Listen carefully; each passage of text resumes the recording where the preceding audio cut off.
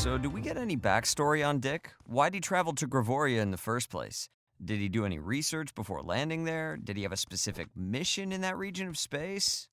Patrick, if you keep getting bogged down by the details, how will you ever learn to just sit back and appreciate the work of art for what it is?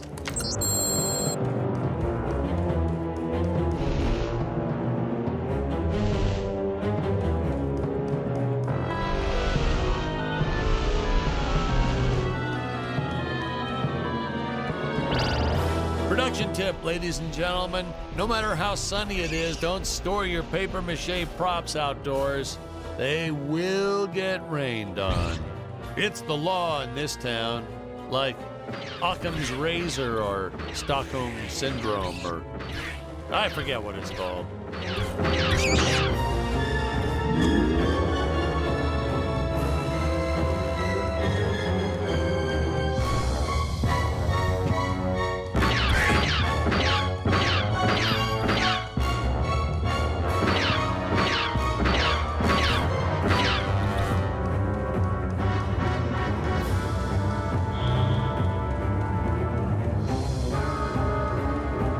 What in the cosmos?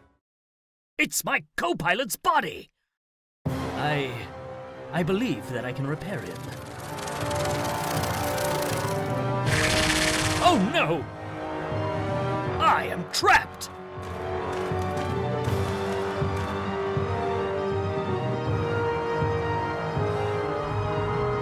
Master Dick.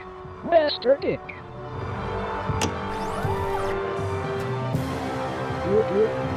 Functions restored. Threat detected. Must eliminate. Fun fact, that we actually had an actor inside the robot suit moving him around. I bet you thought it was an actual robot, huh? That's how good he was.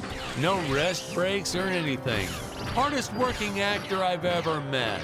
What a trooper. It was a shame we couldn't afford to pay him. And of course, since he wasn't on the payroll, I couldn't officially add him to the credits.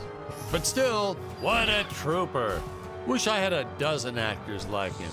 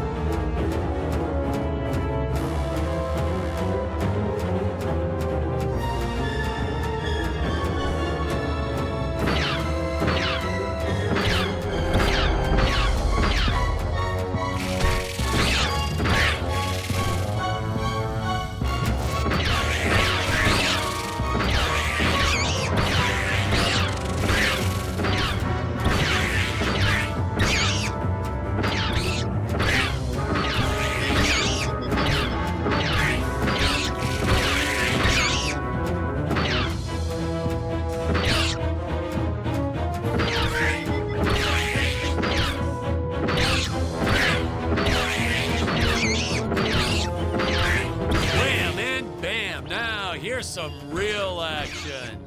Nothing like an adrenaline boost to get our hero to really start wailing on those monsters. We were unsure how to represent a surge of adrenaline at first, but I think we nailed it. Yep, definitely nailed it.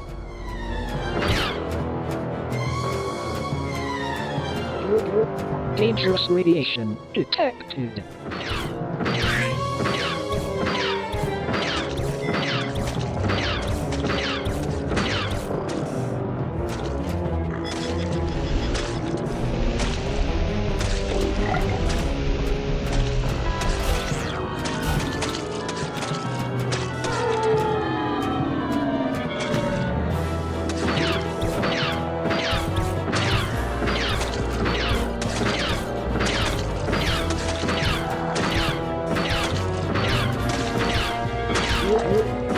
remake with extreme prejudice.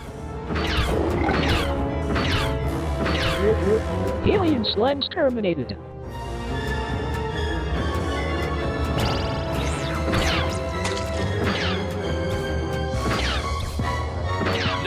No, we didn't use the same material for the toxic waste as we did the slimes.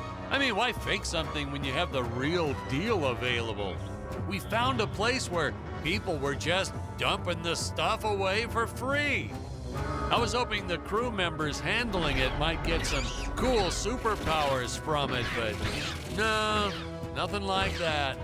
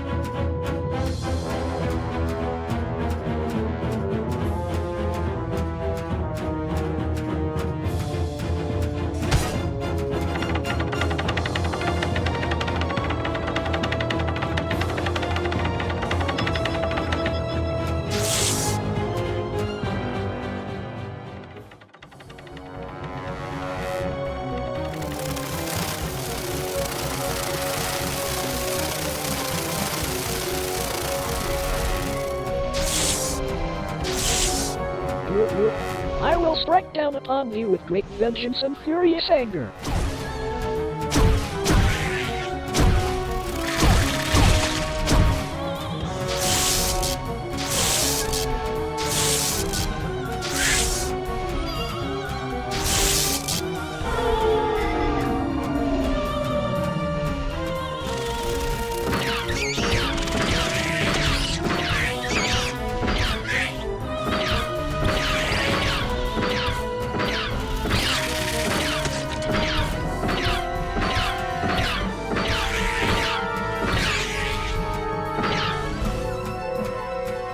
Oh, Robot, you're all right! And you saved the day. You're threat eliminated. Looks like the Emperor's days are numbered. At long last, we have assembled our team. A lot of reviewers and fans, too, always wondered why we shot so few scenes with all three heroes in it together. I mean, we did our best to explain it. Something about the sleep chambers or staying back to protect the ape village. Really, it was just logistics. Jonathan had bowling league on Tuesdays and Thursdays, and Stacy had her karate Monday, Wednesday, and Friday. Honestly, we almost never had all of them on the set at the same time. Our robot actor was in some religion that only allowed him to work on Sundays. I'm still a little skeptical about that one, though. Sir, it's just a guy in a suit. Couldn't you have gotten just about anyone to stand in as the robot? See? That's why you'd make a horrible director, Patrick. His touches were subtle, to say the least. But he really brought a lot of character to the robot role. If he was so indispensable, how come you didn't list the actor in the credits? Well, let's just say it was an oversight. But I've learned my lesson. I only made the mistake 6 more times throughout my career.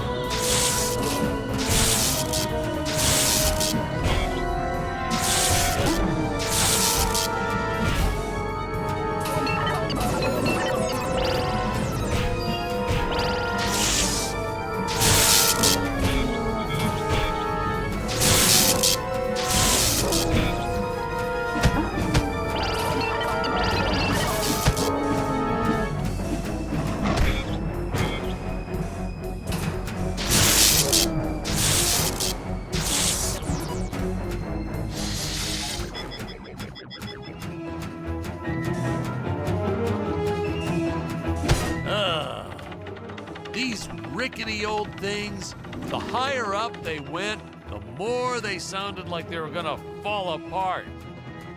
I'm amazed that no one ever got hurt, or worse, riding these things. Well, there was the actor we originally cast for Dick's role, but we don't talk about him.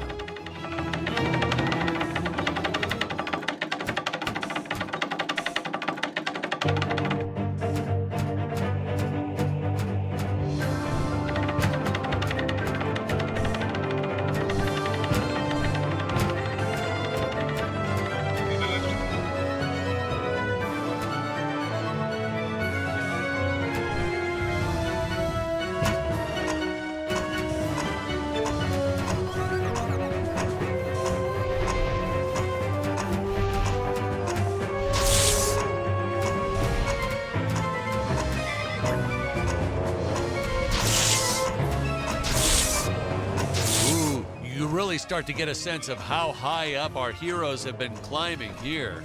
Reminds me of how the crew always used to comment on how high everyone was. Those jokers, they'd even say it when we were filming the grounded scene. And they all giggled like school children whenever they mentioned it too. So I'd make sure to laugh even harder so they'd know I was in on the joke. Whatever it was.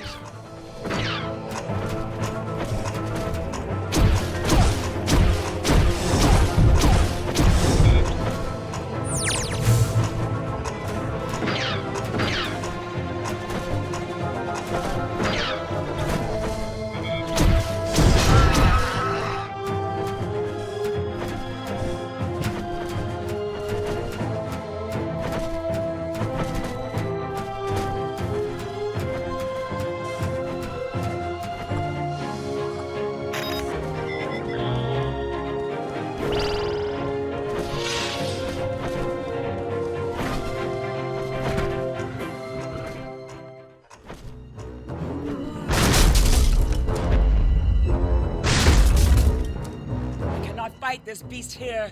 I must make for higher ground.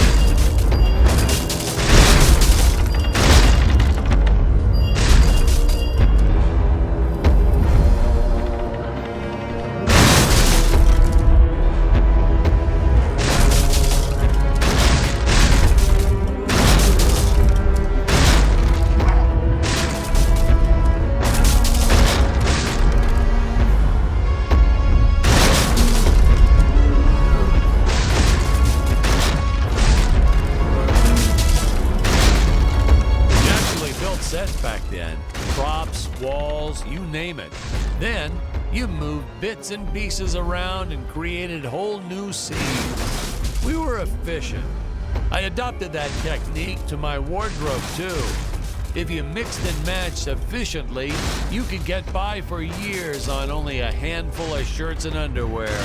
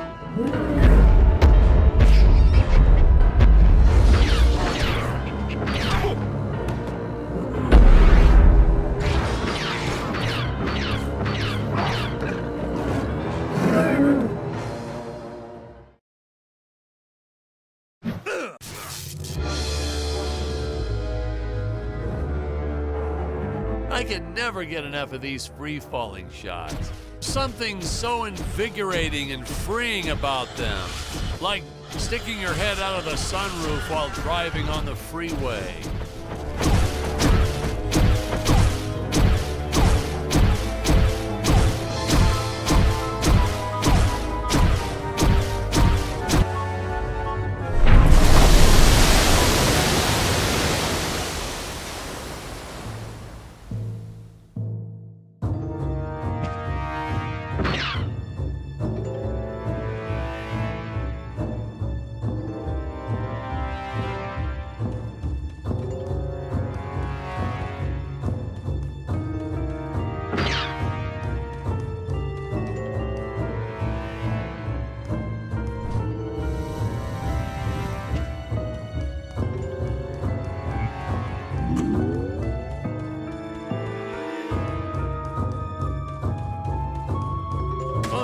Original script, Dick had a number of scenes that took place in the belly of the sea monster. He actually meets a whole tribe of diminutive mermaids and saves them from extinction. We cut all that for time, so now Dick's transition between sea and land seems a bit abrupt.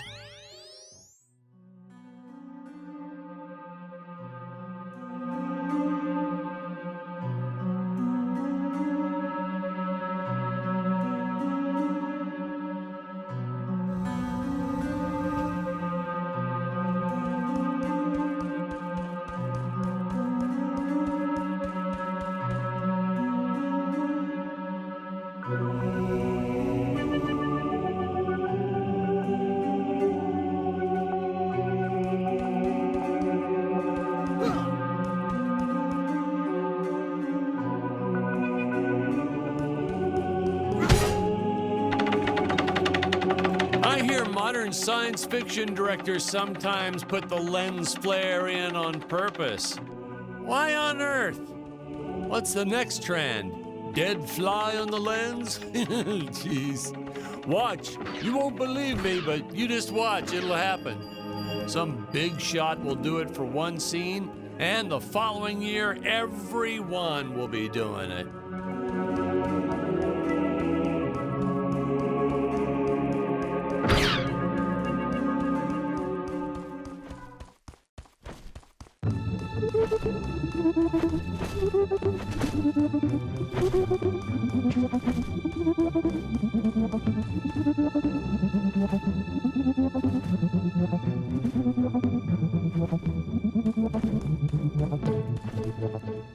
Dr. Peculiar, Yes, Your Eminence. release the Mechameleon!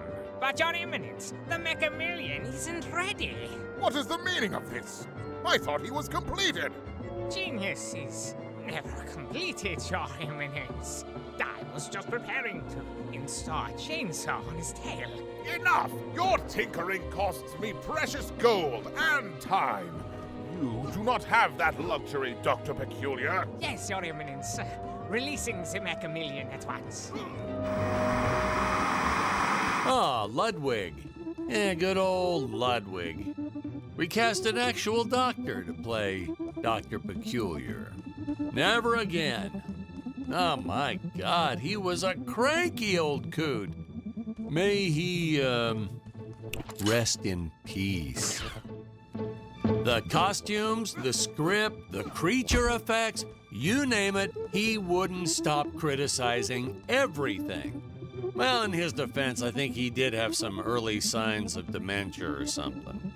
He was always getting lost on set, forgetting his lines, making up new ones. Yeah, it was cute. Midway through a scene, he'd just yell, "Where are my pills?" It was like a catchphrase. We almost left a few of them in. I have to say that the incredible job the animators did with the King Gorilla can only be outdone by their work in the Mechameleon. I'll leave further comments for later in the film, but this was truly an epic creation.